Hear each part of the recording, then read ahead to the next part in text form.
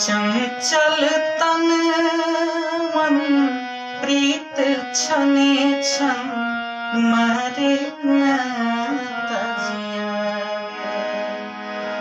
चंचल तन मन प्रीत छने छन मारे न तजिया।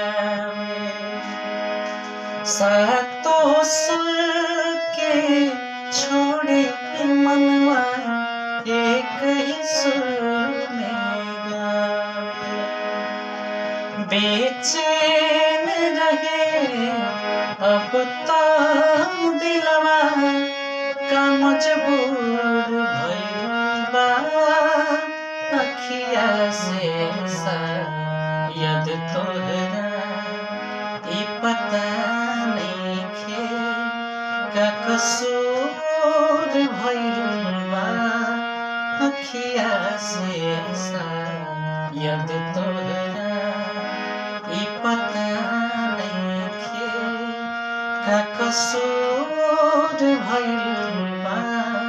अखिया से शायद तोहरा